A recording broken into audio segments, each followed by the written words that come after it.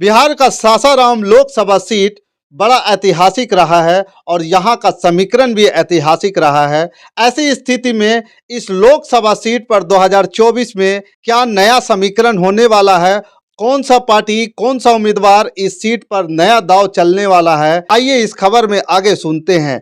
मोदी लहर में ढह गया कांग्रेस का किला, जगजीवन बाबू के परिवार ने सासाराम को क्या दिया। कांग्रेस का सबसे मजबूत किला माना जाता था सासाराम लोकसभा सीट, लेकिन मोदी लहर में वो खत्म हो चुका। बीजेपी एक बार फिर से नरेंद्र मोदी के नेतृत्व में चुनावी मैदान में 2024 में होंगे, तो वही विपक्ष से नीतीश कुमार एक बड़े दावेदार के रूप में सामने आए हैं और वो भी मैदान में होंगे। आइए जानते हैं इस चुनावी मैदान में इस लोकसभा सीट पर यानी सासाराम लोकसभा सीट पर कौन जीतेगा, इसकी दावेदारी मजबूत होगी, कौन सा उम्मीदवार सटीक होगा, आइए आगे जानते हैं। नमस्कार, मैं हूं पवन चंचल और आप देख रहे हैं जन जोश न्यूज के साथ लोकसभा चुनावी यात्रा। और आज इस लोकसभा चुनावी यात्रा में हम बात करेंगे सासाराम लोकसभा सीट का, जो कभी कांग्रेस का गढ़ हुआ करता था, आज मोदीमय हो चुका है। बिहार के रोहतास जिले में स्थित सासाराम का इतिहास काफी पुराना है। मुगल शासक शेरशाह सूरी का जन्म यहीं हुआ था, उसका मकबरा भी यहाँ बना हुआ है। तो हिंदुओं की आस्था का केंद्र देवी चंडी का एक भव्य मंदिर भी यहीं है।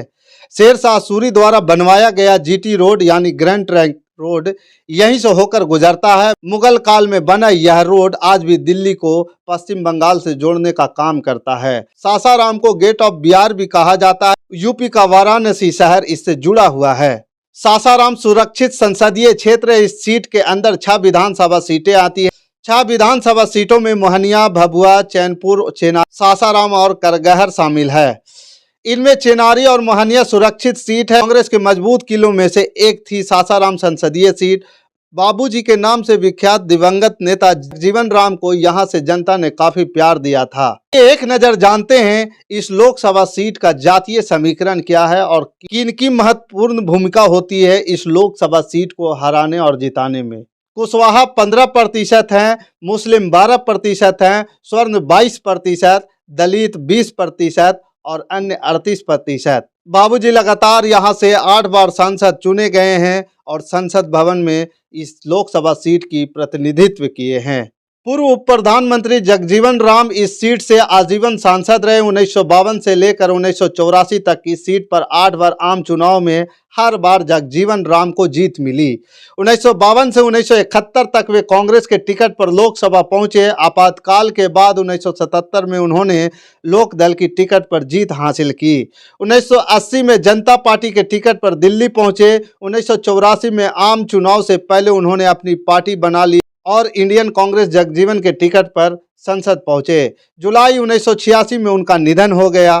बाबूजी जगजीवन राम की बेटी मीरा कुमार अपने पिता के विरासत को सही से संभाल नहीं सकी। 1989 में कांग्रेस ने मीरा को टिकट थमाया था, तो सभी को उनकी जीत पक्की लग रही थी, लेकिन इस मान्यता को जनता दल के प्रत्याशी छेदी पासवान ने ध्वस्त कर दिया। उन्होंने 1 लाख से ज़्यादा वोटों से मीरा कुमार को हराया था। 1996 में यहाँ बीजेपी के मुन्नी लाल लगातार 3 जीत दर्ज की। हालांकि मीरा कुमार ने 2004 में वापसी की और 2009 में भी लगातार दूसरी बार संसद चुनी गई।